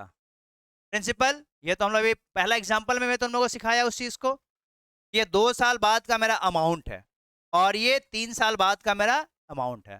तो ये 3 साल बाद हमारा आया है। ये अमाउंट वाला फॉर्मूला हम लोग क्या जानते हैं? Amount equal to P into 1 + R/100 n। ये जो अमाउंट यदि मैं लिखता हूँ 11,200, कितना आ रहा? 11,248.64। और जब ये प्रिंसिपल में लिखता हूँ ये वाला 10,816, रेट ऑफ इंटरेस्ट अपने को मालूम नहीं। और ये कितने दिनों का इंटरेस्ट है? तो 1 साल का इंटरेस्ट है ना। ध्यान से देख लो, ये हमारा जो इंटरेस्ट होगा ये तो 1 साल का होगा। 1 साल का ही तो है ये। ध्यान से देखो, मैंने यहाँ पे प्रिंसिपल दी थी 10,816 रुपया लिखा है, 2 साल बाद वाला। और ये अमाउंट लिख दिया 11,248। तो ये 1 साल बाद का ही तो है। ये हमारा 2 साल बाद का अमाउंट है, जो कि हमारा नेक्स्ट ईयर के लिए क्या हो जाता है? प्रिंसिपल। ये हमारा इस साल के लिए ये जो अमाउंट हुआ है, ये हमारा इस ईयर के लिए क्या कहलाएगा? प्रिंसिपल। क्योंकि 1 ईयर का डिफरेंस था इसलिए ऐसा कर सकते थे। अब इस चीज को इससे डिवाइड कर दो। 11,248.64 डिवाइड बाई 10,800, कितना आ जा रहा है ये डिवाइड करके कितना कोई बताने वाला है? 1.04 आ रहा होगा। 1 को इधर ला दो। हाँ, सब कोई उसी से किया होगा, मेरे को मालूम है, इससे मैं थोड़ा अलग कर रहा हूँ। सब तो उसी से किया होगा, मैं थोड़ा अलग करूँ ना। सबका मेथड कहाँ फॉलो करूँ? हाँ हाँ। रेट तो बड़ा इजी निकल गया मेरा, 4%। तुम लोग सिंपल इंटरेस्ट रेट निकाले होगे बहुत लोग, मालूम है। मेरा वाला मेथड नहीं फॉलो किए होगे, लेकिन मैं बताने की कोशिश कर रहा हूँ। ये कर सकते थे क्या जो मैंने किया? ये बताओ पहले। रेट जैसे भी तुम लोग निकाले हो 4%, वो राइट है, रॉन्ग नहीं कर लोगे उसको। बहुत सारा तरीका होता है एक सम शो करने का। एक सम शो करने का 1,111 तरीका होता है। हम लोग का एक आते ही समझ लेते हैं कि बस गंगा नहा लिया। बस बनते ही तो बस माना जाता है ना, गंगा नहा लिए। ये समझ में आया बाबू? ध्यान से देखो इधर, ध्यान से सुनो बात को। ये हमें जो दे रखा था अमाउंट था कितना दिन बाद का? 2 साल बाद। और ये कितना दिन बाद का अमाउंट है? 3 साल बाद। तो अभी हम जो पहला एग्जाम्पल समझा रहे थे उसमें क्या बता रहे थे कि 1 साल बाद का जो मेरा अमाउंट है वो अगले साल के लिए क्या बन जाता है? प्रिंसिपल। यही तो हम लोग पढ़ रहे थे ना। तो यहाँ पे हम फॉर्मूला लिख दिए अमाउंट वाला। अमाउंट मेरा 3 साल बाद कितना है? 11,248.64। और उस केस में प्रिंसिपल कितना था मेरा, पिछला साल वाला जो अमाउंट है वही तो प्रिंसिपल है, तो पिछला साल का जो अमाउंट था वही मेरा इस साल के लिए प्रिंसिपल हो जाएगा। रेट मुझे मालूम नहीं है, और ये पैसा मेरा प्रिंसिपल जब इतना रुपया था और इतना रुपया अमाउंट बन गया है, तो कितने दिनों में बना था ये वाला पैसा, एक साल में ही तो। ये 2 साल बाद का मेरा अमाउंट था, ये 3 साल बाद का अमाउंट था, तो डिफरेंस एक साल का ही रहा ना। एक साल में ही तो ये पैसा बढ़ा है, जो भी बढ़ा है, तो इसलिए टाइम पे मैंने क्या लिख दिया, एक साल। अब ये मल्टीप्लाई में है तो उस साइड जाके क्या हो जाएगा, डिवाइड। ये तो पहले से दे रखा था 11 to 48.64, यहाँ मल्टीप्लाई में था तो इस साइड जाके डिवाइड हो गया, और ये जैसा था ऐसे ही पड़ा रहा 1+r/100। इसको इसे डिवाइड किए तो आ गया 1.04। एलसी तो हमारे पास है, डायरेक्टली लिखेंगे 1.04, और ये जो +1 था इसको इक्वल को उधर भेज दिया तो क्या हो गया, -1। तो अब बचा क्या, दिस माइनस दिस करेंगे बचेगा 0.04 खाली बचेगा, और इधर बचा r/100। अब क्रॉस मल्टीप्लाई करवा दिए, क्रॉस मल्टीप्लाई करवा दिए तो 100 × 0.04 4 आ जाएगा, r = 4% आ गया। पहला काम तो हो गया, यही तो चाहिए था हमें। अब हमें और एक चीज क्या पता करना था, प्रिंसिपल। तो जो पहला कंडीशन दे रखा था ना हमारा, amount equal to p × 1 + r/100⁴n, amount कितना था, 10,816 रुपया। प्रिंसिपल का आता पता नहीं, रेट अब पता चल गया ना हम लोगों को। और ये जो 10,816 10,816 रुपया कितने दिनों में बना था, 2 साल में बना था ना, तो टाइम यहाँ क्या लिखोगे।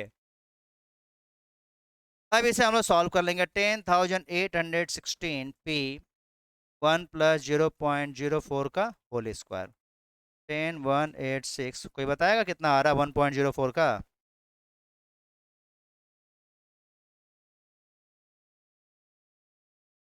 1.0816। 10,816 बाई 1.0816,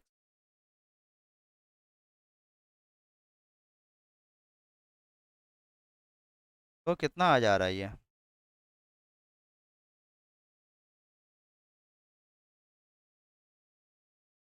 यही तो 2 चीज हमसे पूछा था। कॉपी करना है कहीं से, कहाँ से कॉपी करना है इसको, यहाँ से। कॉपी कहाँ तक कर लिए हो, यहाँ तक हो गया क्या कॉपी।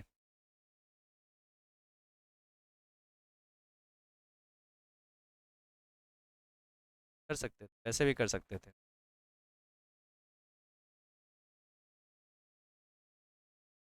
यहाँ तक कॉपी हो गया, नीचे कर सकते हैं क्या अब।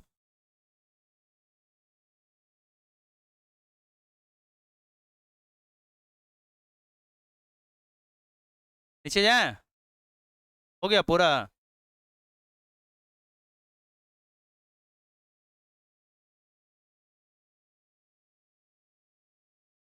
कॉपी कर लो, जिसका नहीं हुआ पूरा कॉपी करो इसे।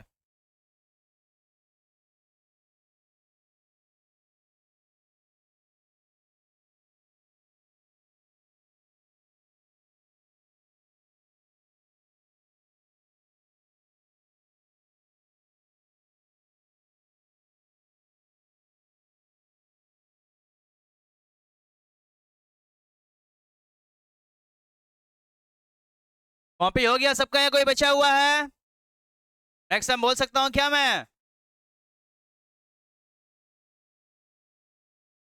कौन ही नहीं करता, ये बच्चे सब लॉकडाउन वाले बच्चे हैं, वहां से ट्रेनिंग लेके आए हैं लॉकडाउन वाला। नेक्स्ट टाइम बोल सकता हूँ क्या मैं, समझ आया ये सब पूरा, कॉपी हुआ। नेक्स्ट टाइम बोले, देखो। इन what time, in what time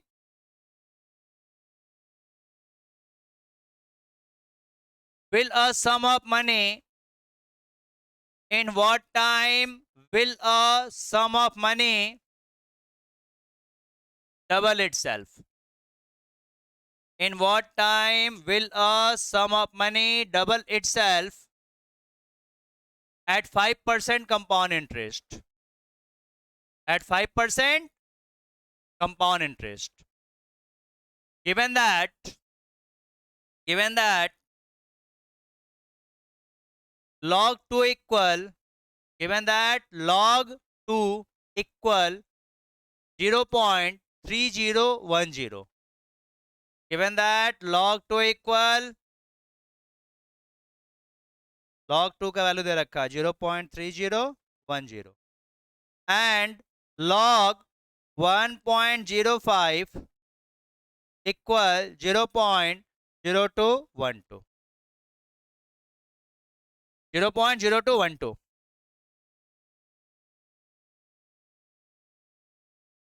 हाँ, कुछ नहीं मेंशन है तो कंपाउंडेड एनुअली है। In what time will a sum of money double itself at 5% compound interest? Given that log 2 is this and log 1.05 is this. Simple interest में तो ऐसा सम किया था डबल वाला ट्रिपल वाला, यहाँ पे कैसे होता वो देख लो।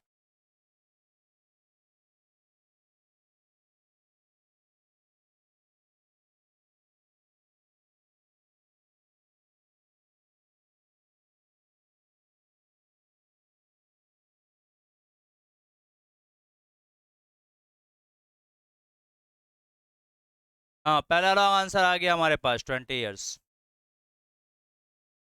फर्स्ट रॉन्ग आंसर यही है 20 इयर्स।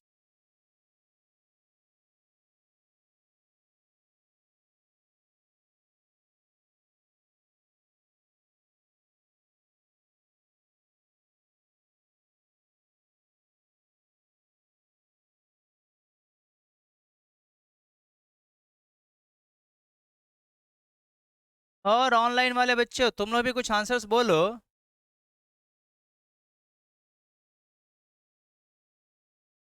दूसरा रॉन्ग आंसर भी हमारे सामने आ गया, किसी ने बताया 12 इयर्स जो कि रॉन्ग है। भाई संस का तो दो दो रॉन्ग आंसर आ चुका है अभी तक। और कुछ लोग बताएं कुछ आंसर।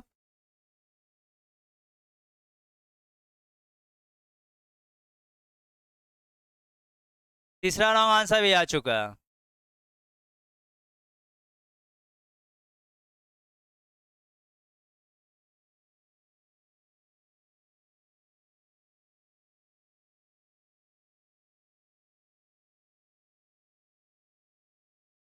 मैं करूं क्या इस सब में? बहुत देरी हो गया, बहुत लोगों का आंसर नहीं आया है, तो मुझे करना चाहिए लगता है ये सब। मैं करूं? ऐसे इस सम का भी आंसर प्रथम का सर्वप्रथम राइट ही आ चुका है। सबसे पहले फिर आंसर दिया, वो भी करेक्ट आंसर दिया। मैं करता हूं। In what time will a sum of money double itself? कोई पैसा है जो क्या हो जा रहा है, डबल होने वाला है। कौन से हिसाब से? कंपाउंड इंटरेस्ट का हिसाब है। तो पहले तो हम लोग अमाउंट का फॉर्मूला यूज करें। Amount equal to P into 1 plus R by 100 power N. यही तो हमारा फॉर्मूला होता है। अब पता नहीं मेरा कितना रुपया था और वो क्या हो जाने वाला है, डबल। तो हम लोग लेट कर लेते हैं कि पहले मेरा एक्स रुपया था, पहले मेरा एक्स रुपया था और बाद में फ्यूचर में कितना हो जाएगा। आज एक्स रुपया है तो बाद में कितना हो जाएगा। पी मतलब प्रेजेंट प्रेजेंट वैल्यू और ए मतलब अमाउंट फ्यूचर वैल्यू, फ्यूचर में जितना रुपया होगा। तो आज हम लोग लेट कर लिए कि मेरा एक्स रुपया था, तो बाद में कितना हो जाना उसका डबल। तो एक्स का डबल क्या हो गया, 2x। अब रेट कितने परसेंट का दे रखा था और टाइम कितने दिनों का था, बताया ही नहीं है। यहाँ एक्स से एक्स कट जाएगा ना, क्योंकि इंटू इंटू में था। ये कितना बचेगा 1.05 पावर एन। 5 को 100 से डिवाइड कर दोगे तो आ जाएगा 0.05। ये 2 इक्वल टू आ गया 1.05 पावर एन। यही आया ना। अब हम लोग को लॉग का वैल्यूज दे रखा है तो उसका यूज करना पड़ेगा। तो हम लोग करेंगे taking log both side, log 2 equal to log 1.05 power n। log 2 n खुद ही मार के नीचे आ जाएगा, log 1.05। या फिर क्या हो जाएगा, log 2 by log 1.05 n। log 2 का वैल्यू दे रखा ना 0.3010 और इसका क्या दे रखा है 0.0212। अब इसको डिवाइड करके देखो n का वैल्यू कितना आ रहा है, 14.2 ईयर्स अप्रॉक्स आ जा रहा है। 14.2 ईयर्स अप्रॉक्स, 14.19 समथिंग आ रहा होगा। तो कैसा था ये सम? लॉग का वैल्यूज तो दिया था हम लोगों को। लॉग चैप्टर नहीं पढ़े हो? क्यों? बिल्कुल नहीं था, हम तो पढ़ाए हैं, प्रोलेट से ज्वाइन किए थे। ठीक, ऐप में ऐड किए थे हम, तो वो किस लिए किए थे? तो इसको तो करना पड़ेगा। लॉग एक प्रॉपर चैप्टर है, इसको बड़े ढंग से करना होगा। लॉग इसीलिए पढ़ाया जाता है कि बहुत सारे चैप्टर्स में उसका यूज आता है, उसको कर लेना पड़ेगा। Ratio proportion and log directly उसका कोई एप्लीकेशन नहीं है हमारे, बट हर चैप्टर्स में यूज में आ जाते हैं, इसलिए उसको कर लेना चाहिए पहले ही। लॉग में ऐसे बहुत बड़ा यहाँ पे फॉर्मूला मैंने ये नहीं यूज किया। लॉग में होता क्या है कि टेकिंग, जैसे squaring both side, cubing both side करते हैं ना, बिल्कुल वैसे ही टेकिंग लॉग बोथ साइड करना होता है, दोनों साइड में लॉग लिख देते हैं। अब लॉग का एक फॉर्मूला है कि जो पावर में है खुद ही मार के नीचे आ जाएगा, लॉग का एक फॉर्मूला है कि जो भी पावर में हो चीज नीचे आ जाता है। फिर नॉर्मल log 2 रहा और log 1.05 को नीचे भेज दिया, और इसके बाद तो वैल्यूज ही दे रखे हैं। log 2 का वैल्यू गिवन है, log 1.05 का वैल्यू गिवन था, नॉर्मल डिवाइड कर दिया। ये log का प्रॉपर्टी से यहाँ पे हो पाया। 14.2 ईयर्स आ गया, कोई दिक्कत? इस सम से कहीं दिक्कत है तो बोलो। log जो जो नहीं पढ़ा होगा, अभी नहीं किया होगा, उसको तो दिक्कत आएगा। log नहीं किया होना अभी तक, थोड़ा दिक्कत आया। तो ये चीज लॉग करने के बाद ही तुमको समझ में आ पाएगा। ऐसे समझने का बहुत बड़ा चीज नहीं था, मैंने समझाया ना कि बस अपने मन से क्या करते हैं, लॉग लिख देते हैं। फिर लॉग का एक तो फॉर्मूला यहाँ पे यूज क्या हो रहा है कि जो भी पावर में है नीचे आ जाता है, तो एन जो है नीचे आ गया, लॉग का फॉर्मूला है, ये नहीं पढ़े हो इससे दिक्कत होगा। अब एन ऐसे ही रहा, ये यहाँ तो मल्टीप्लाई है, उधर जाके क्या हो जाएगा, डिवाइड। अब log 2 का वैल्यू दे के रखा है, हम लोग को दिया ही था सम्स में, और log 1.05 का वैल्यू दे के रखा था, बस डिवाइड किया तो आंसर आ गया। और ऊपर में तो कोई दिक्कत नहीं रहा, ये हमारा फॉर्मूला है। प्रिंसिपल मेरा x रुपया है, तो फ्यूचर में कितना हो जाना है, 2x। रेट 5% का दिया, ये टाइम पता नहीं था, तो ये 5 को 100 से डिवाइड किया तो 0.05, 1 प्लस दिस किया तो 1.05 आया। उसके बाद से लॉग लेने वाला लॉजिक करते हैं। ठीक, इसका एक सी मेथड भी है, चोरी मेथड, बता दूं मैं, इसका सी मेथड है हमारे पास। जब भी हम लोग को इस चैप्टर में, कंपाउंड इंटरेस्ट वाले चैप्टर में, लॉग का वैल्यूज दे रखा है, लॉग का वैल्यूज दे रखा है, तो गारंटीड है अकॉर्डिंग टू सी मेथड कि जो लॉग का दो वैल्यू दिया है ना, इसमें बड़ा कौन सा है, ये वाला तो 0.3 है, और ये छोटा है ना 0.02, तो जो बड़ा वैल्यू है उसको लिख देते हैं पहले, और डिवाइड बाय जो छोटा वैल्यू है उसको लिख देते हैं, बस वही आंसर आ जाता है।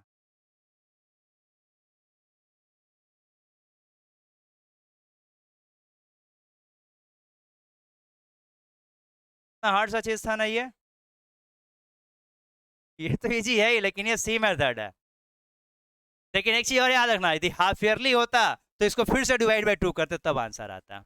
ईयरली था तब तो ये, हाफ ईयरली में सी मेथड कैसे यूज करोगे, ऐसे ही डिवाइड कर लोगे, और जो आंसर आ गया उसको डिवाइड बाई 2। क्वार्टरली होता तो डिवाइड बाई 4। ये हमारा सी मेथड है, कोई दिक्कत? तो अब तो लॉग वाला सम हम गलती से दे भी नहीं पाएंगे बताने के बाद। लॉग वाला सम हम दे देंगे तब तो फंस जाएंगे हम ही ना, तुरंत आंसर चिल्लाएगा तुम लोग। प्रथम से भी पहले हम बताते हैं आंसर। लॉग वाला सम हम नहीं देते हैं, ठीक है। नेक्स्ट सम लिख लो। चोरी मेथड समझ में आया क्या?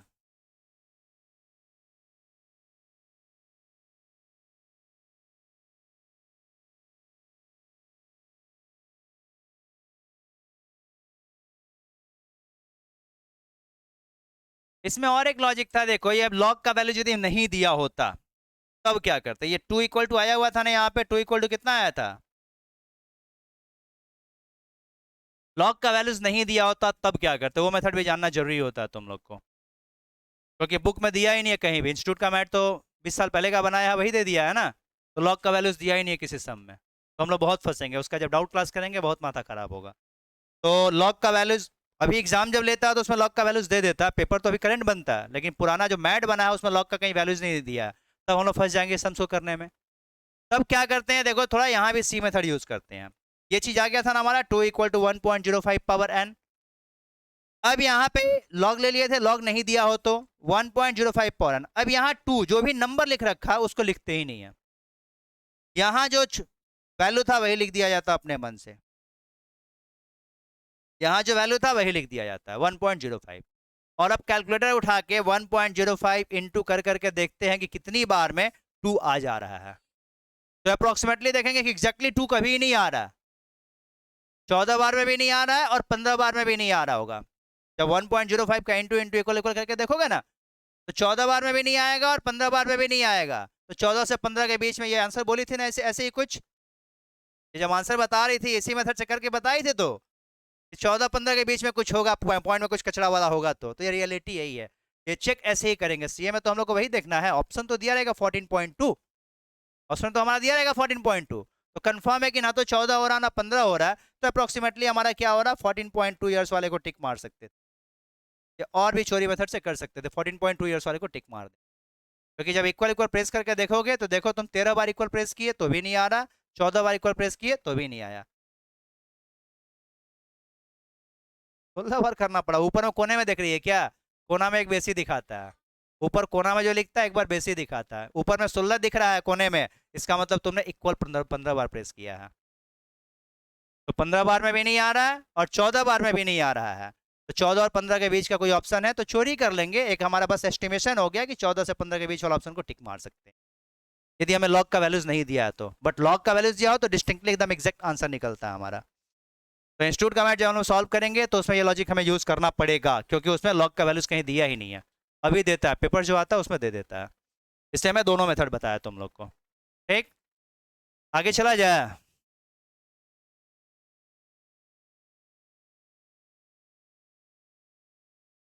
In a certain population,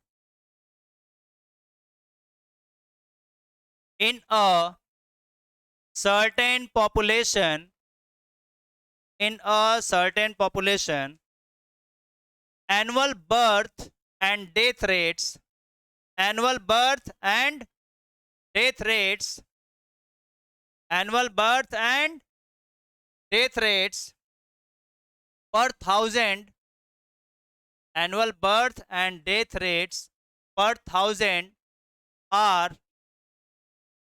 39.4, 39.4 and 19.4, 39.4 and 19.4 respectively, 39.4 and 19.4 respectively.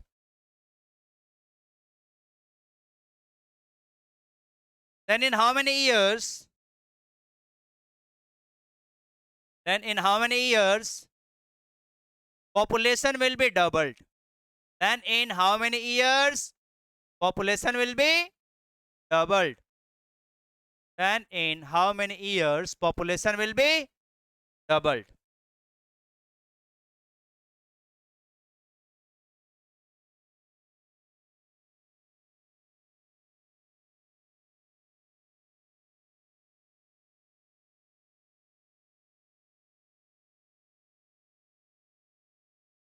समझ में आ रहा है कुछ सम्स?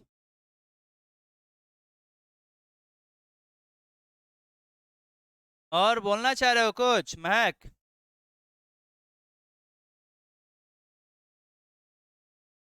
हाँ बिल्कुल सही जवाब, हमारा भी वही आया। कोई था, क्या नाम है बाबू तुम्हारा? करण बाबू बोला सबसे पहले, इस बार चेंज हो गया।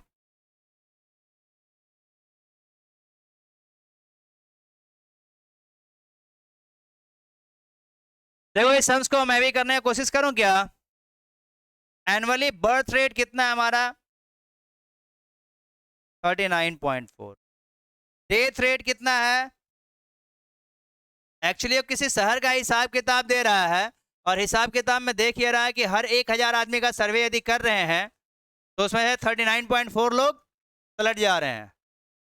नहीं, बर्थ रेट है, नया रेट आ रहा है, नया बर्थ है 39.4 लोग, और डेथ कितने लोगों का हो जा रहा है? 19.4 का।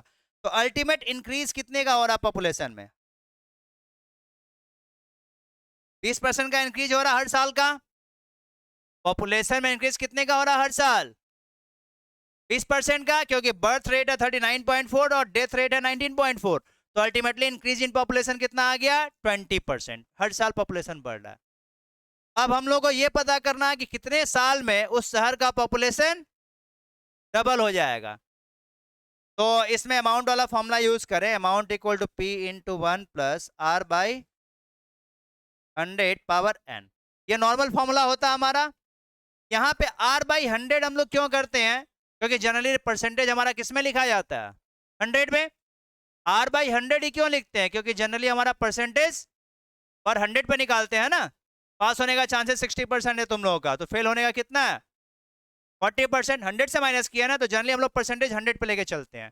बट इसीलिए यहाँ पे 100 लिखा जाता है, आर बाई 100। लेकिन पार्टिकुलरली इस सम्स में जो है ना अलग से मेंशन कर रखा है। देखो क्या बोल रखा है, बर्थ रेट और डेथ रेट ये पर 100 लोगों पे नहीं है, पर 1000 लोगों पे है। बर्थ रेट और डेथ रेट जो दिया है ये 20% का इंक्रीमेंट पर 100 पे नहीं है, पर इसलिए इस फॉर्मूले को चेंज करना होगा इस पार्टिकुलर सम्स के लिए, सिर्फ और सिर्फ इस सम्स के लिए।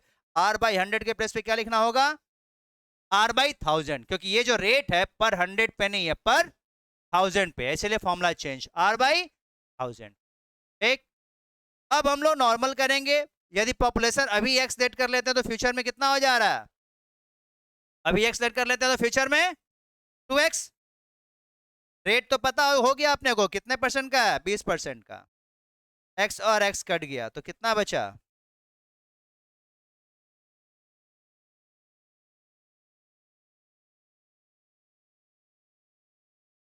अब यहाँ तो देखो लॉग का वैल्यू दिया होता तब तो डायरेक्टली आंसर आ जाता, लेकिन मैंने इस सम से लॉग का वैल्यू नहीं दिया। तो लॉग का वैल्यू नहीं दिया तो क्या करना पड़ेगा, इनटू करके देखना पड़ेगा कैल्शियम में। तो 1.02 पावर n यहाँ है, तो यहाँ भी हम लोग क्या लिख देंगे 1.02, जो यहाँ लिखा वही लिख देंगे। अब 1.02 कैल्शियम में लिख के into into into into press करते जाओ, देखते जाओ कि कितनी बार में 2 आ जा रहा है, एग्जैक्टली 2 कितनी बार में आ जा रहा है 1.02। उसके बाद इंटू इंटू इंटू इंटू करते जाओ, देखो कितनी बार में आ रहा है 35 में आएगा।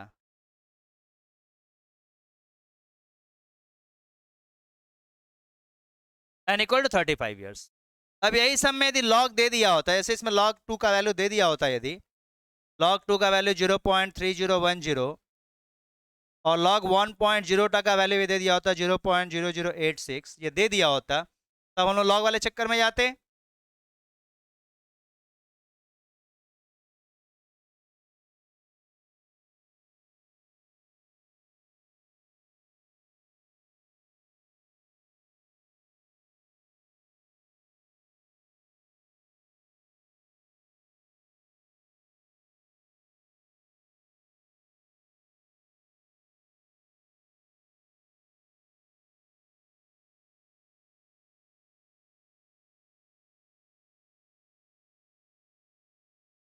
देखो लॉग का वैल्यूज मैं इस सब में जानबूझ के नहीं दिया था, क्योंकि तुम लोग डायरेक्टली डिवाइड करके आंसर बता दिए होते मेरे को। गलत आ रहा है, 35 ही आ रहा है एकदम एग्जैक्टली। देखो लॉग से भी मैंने चेक करके देख लिया ना, 1.99 वाला ज्यादा एक्यूरेट है विद कंपेयर टू 2.007 वाला। 1.91 वाला नियरेस्ट तो वही है 1.99, क्योंकि दूसरा वाला तो 2.07 ऐसा आ जा रहा है, तो वो दूर चला जा रहा है। और उसमें भी देखो मैं अभी बताया था कि मोस्ट एक्यूरेट आंसर लॉग वाला ही देता है। कैल्सी तो डिजाइन किया हुआ है, सॉफ्टवेयर डेवलप करके उसको दिया गया कि ऐसे तुम काम कर, तो कैल्सी में गलत आंसर आता ही है।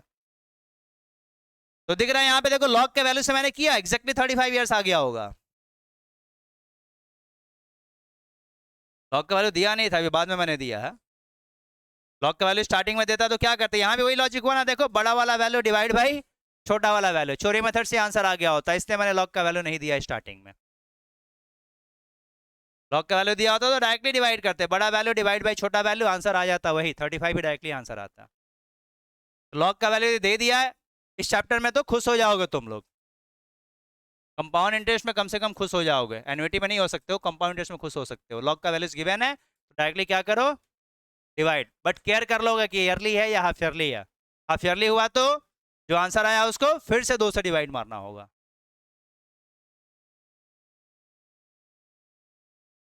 कोई दिक्कत हो तो बताना, सूचित करना, इन्फॉर्म करना, अवगत कराना। किसी को कोई दिक्कत है तो बोल लो, शर्मा के तो मतलब है नहीं। अल्टीमेटली क्या होगा, रिजल्ट ही देखा जाएगा। जनवरी 17-18 तारीख को रिजल्ट ही बताएगा कि मोबाइल स्विच ऑफ करना है या फिर फोन पे बतियाना है सबसे। तो उसके पहले तो अभी रिजल्ट आ रहा है, उसका सोचना है। अभी रिजल्ट आ रहा है ना।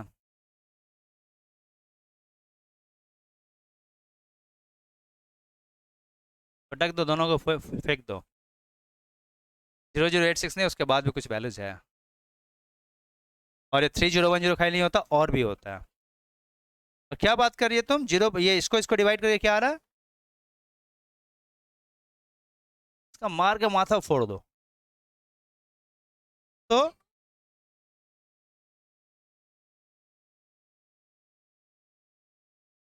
पता नहीं कौन सा कैलकुलेशन कर रही है। 3010 डिवाइड बाई 0.0086, एग्जैक्टली 35 आ रहा। इसका 33 कहाँ से आ जा रहा? कुछ नहीं, मार के इसका कपार फोड़ना पड़ेगा। ओके, बात नहीं।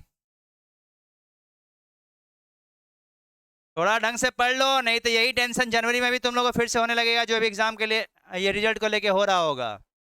इसलिए थोड़ा सीरियसली पढ़ाई लिखाई कर लो। अभी टेंशन हो रहा ना कि रिजल्ट आने वाला है, क्या होगा एक सप्ताह बाद। तो ये टेंशन ना रहे, उसके लिए थोड़ा पढ़ लो। आने ही वाला, रिजल्ट आने ही वाला, भोले बाबा के यहाँ जाना चालू कर दो। भोले बाबा ही तो पार करेगा। ये तो पता ना, भोले बाबा पार करेगा। एकदम भोले बाबा के यहाँ चले जाओ। भोले बाबा के यहाँ नहीं जाओगे तो फिर अब जाना पड़ जाएगा वहां पे, हरे का सहारा श्याम हमारा। ठीक है। एग्जाम देने के पहले जय माँ सरस्वती। एग्जाम दे दिए तो भोले बाबा पार करेगा। रिजल्ट्स के बाद श्याम बाबा, हरे का सहारा श्याम हमारा। ठीक है।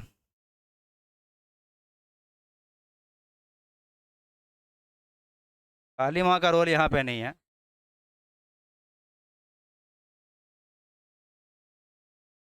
Okay, next.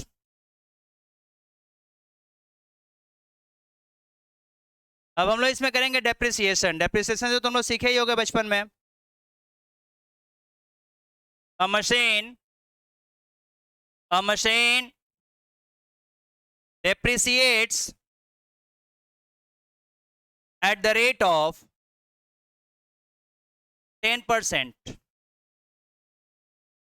A machine depreciates at the rate of 10% per year. A machine depreciates at the rate of 10% per year.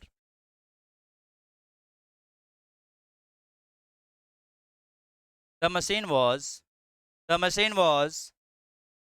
purchased for the machine was purchased for the machine was purchased for rupees 44,000.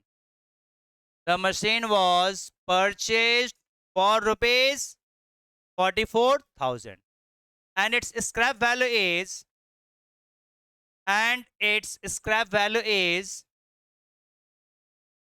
and its scrap value is 25,981, 25,981.56, 25,981.56, 25,981.56. Then find the effective life of the machine. Then find the effective life of the machine. Then find the effective life of the machine.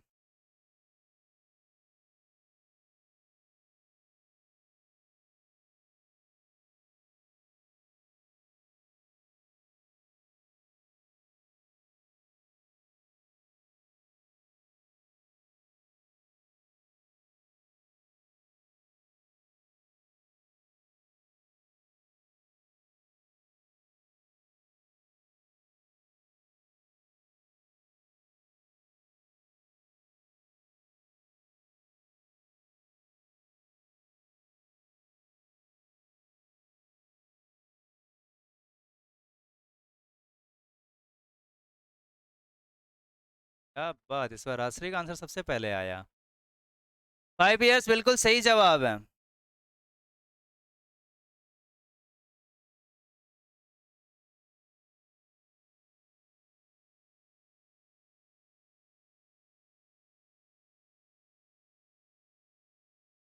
Class में answer लाने का क्या मतलब है, board में answer आया तब ना। बोलो याद मत दिलाइए, सीबीएसई बोर्ड का पेपर।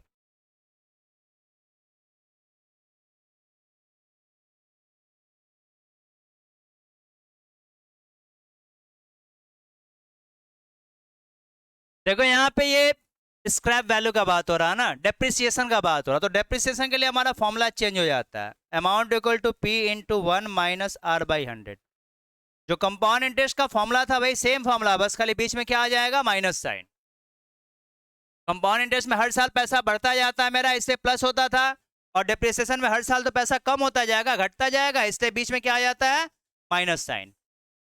इसलिए यहाँ पे माइनस साइन दिख रहा है कि हर साल पैसा मेरा कम होते जाएगा, इसलिए माइनस साइन। बस यही याद रखना अपने को डिप्रिसिएशन के लिए, कि कंपाउंड इंटरेस्ट में हर साल पैसा बढ़ता था, ऐड हो के यहाँ हर साल माइनस होते जाएगा, जो रिड्यूसिंग बैलेंस बचा हुआ उस पर रिड्यूस होता जाएगा, इसलिए माइनस। अब हम लोग ध्यान से देखें तो ये जो ए मतलब है अमाउंट या फ्यूचर वैल्यू, मतलब जो स्क्रैप मेरा है, और पी मतलब प्रेजेंट वैल्यूएशन, जो आज के दिन में मशीन का कॉस्टिंग है। तो आज के दिन में मशीन का कॉस्टिंग कितना है, और फ्यूचर में मतलब स्क्रैप वैल्यू कितना हो गया था, 25,981.56, और रेट ऑफ डेप्रिसिएशन कितने का था, और टाइम तो पता ही करना है, 25981.56 होल डिवाइड बाई 4 लड्डू लड्डू लड्डू 1 - 0.1 होल पावर n। ये कितना आ रहा है, 0.59049।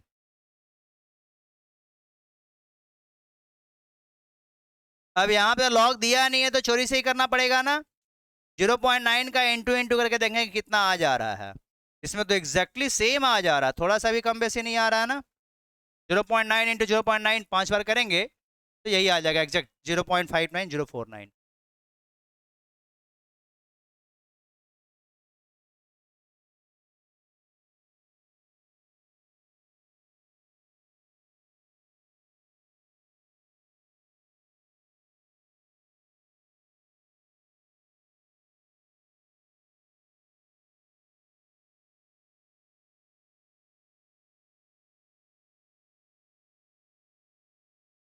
कोई दिक्कत है इस सब में तो बोल लो, डेप्रिसिएशन में यही फॉर्मूला यूज कर दोगे माइनस वाला। अकाउंट्स में भी तुम लोग इसका यूज कर सकते थे। तुम लोग निकाले कैसे थे, जो आंसर लाए थे अकाउंट्स वाला मेथड से या इस मेथड से, अकाउंट्स वाला मेथड से। ठीक, रिड्यूसिंग बैलेंस पे कुछ होता है शायद।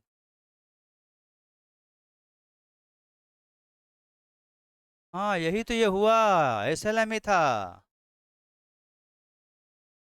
क्या वाला था, होता होगा, मुझे कुछ नहीं मालूम, मेरे को बस मालूम है बीच में माइनस कर दो। आंसर आ गया, हम खुश। कोई है जिसको नहीं समझ में आया ये सब, कुछ कंफ्यूजन हो तो पूछ लिया करो, तुम लोग चुप से बैठा रहता है छोटे बच्चों के जैसा।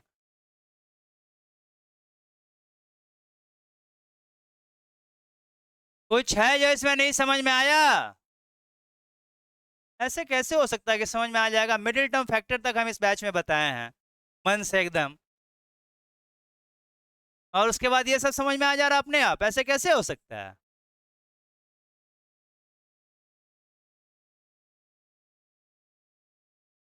बैच के तो स्टार्टिंग में में आ जाता कि क्या क्या चीजें मुझे बतानी है, जब मिडिल टर्म फैक्टर बताना पड़ा तब तो बहुत कुछ बताना चाहिए मुझे। पूछो कुछ।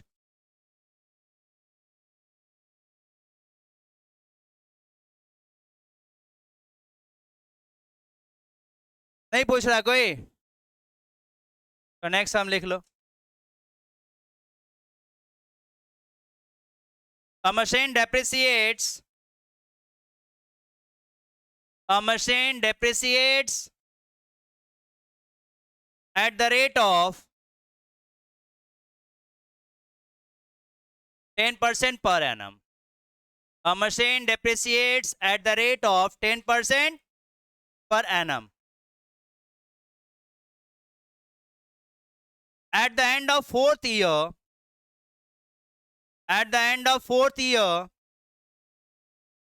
its value is, at the end of fourth year, its value is 1,31,200. 1,31,200. 131,200 131,200 1,31,200. Then find the original value. Then find the original value.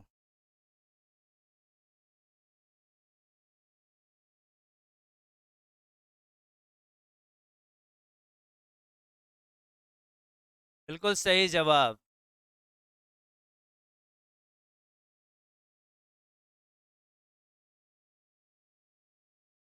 कैलसी से निकालने सीख गए क्या तुम लोग?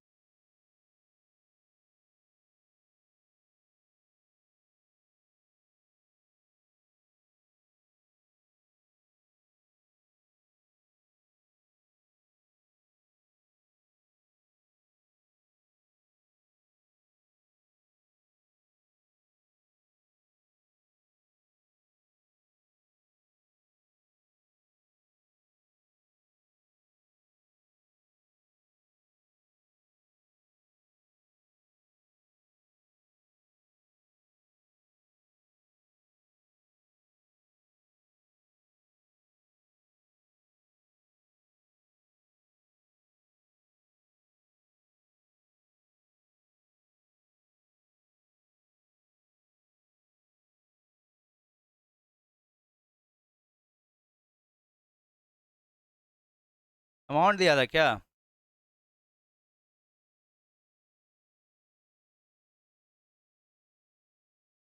टाइम भी यहाँ दे रखा था ना?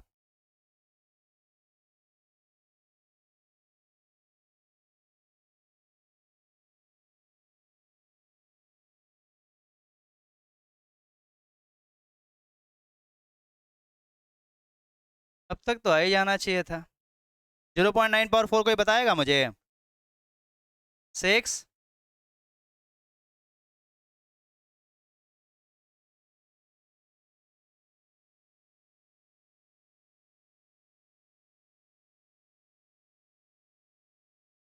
कितना आ जा रहा? 1,999।